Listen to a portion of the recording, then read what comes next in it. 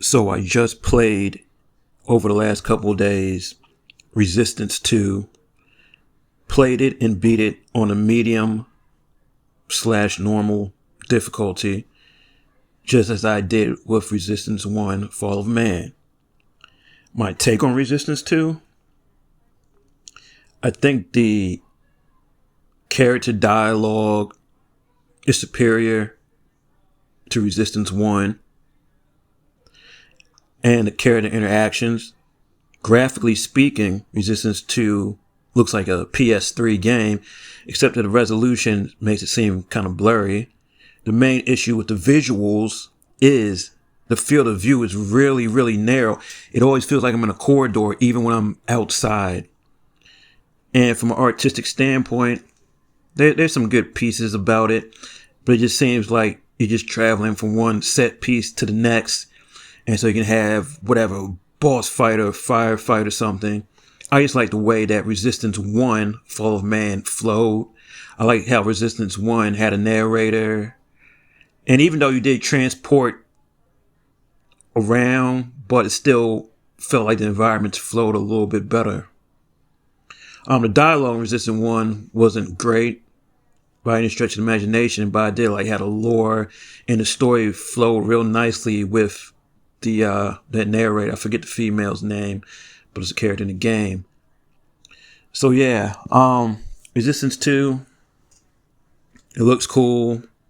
Terms of playing it, I read some reviews beforehand, and people even complained about this invisible enemy that only gives about a couple of seconds to kill. I didn't mind that because I understand why it's in there. At least I think I understand why it's in there. So you take your time and don't run between set pieces. It's kind of so you can be like, all right, slow down, take in the visuals, because if you're running, you're breathing, you can hear the breathing and your footsteps, and therefore you can't hear the footsteps of that invisible chimera thing that'll kill you instantly. That only gives you a couple seconds. So yeah, you just take your time, and I pretty much only ran after a while when I'm running around, when I'm in a firefight or in a boss battle. Otherwise, I'm just walking in between things, and I can still be caught off guard with those things, but you know what? Just take my time and, just go through it. But yeah, the biggest visual issue is the field of view. It just seems so narrow, so tight. And sometimes just the way the angles of certain things is almost kind of like headache inducing. And I think there was like too much motion blur going on. And some of the levels just seem too congested, like they were just packing things in there, in my opinion. So yeah, that's how I feel about it. In terms of like boss battles, yeah, I guess you get boss battles with Resistance 2 or what have you. There's no vehicles going on. The final boss battle in Resistance 2. Yeah, I do agree with the reviews. It was pretty lame. You just kind of shoot these light things. You gotta get this boss dead missile, whatever, caught me in electricity. And I thought it was more. It took me a minute to figure it out because I was shooting the light things. I didn't read how to do it, and I figured it out on my own. I was shooting the little light things, and then turning around and shooting it, but it was shooting the boss, but that wasn't a thing. And then I realized, you know what? Let me shoot it. Let me run past the little light things up on the walls, shoot it.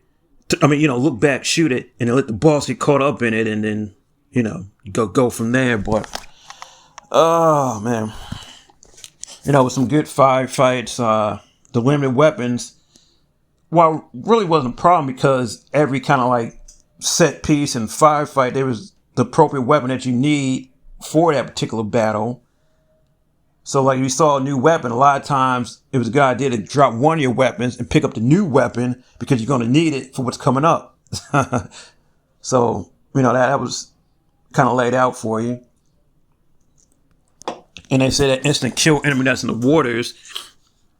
Yeah, that I guess that was just a thing. So I don't know why it was really in there, but I guess just to make you more aware of your environments and look around. In my opinion, I feel avoid the water, look around. Just like those instant kill invisible enemies, slow you down and say, hey, look at all we've done in this game. Look at all these graphics. Let me put some of the instant kill things so you're not just running through the maps. So. Yeah, would I play Resistance 2 again? Probably not.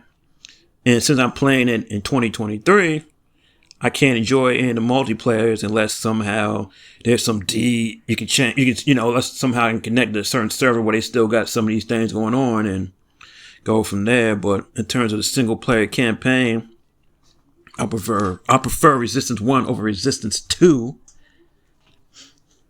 The only thing I wish Resistance 1 had was, better character dialogue, but otherwise it was fun, enjoyable. Even the vehicle parts were enjoyable, and I just felt it flowed a lot more, nicely and what have you.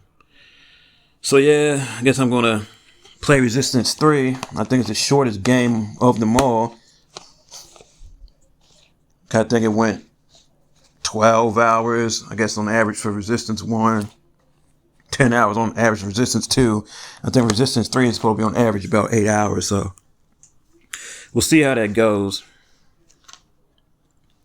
And I just wish Resistance 1, I wish it did have some better textures and models instead of looking like an upscaled PS2 game. And they did fix that part for Resistance 2, have better graphics, but I feel just Resistance 1 just played better, had a better story, better lore, and just the way I was going about things. I enjoy that much more than Resistance 2.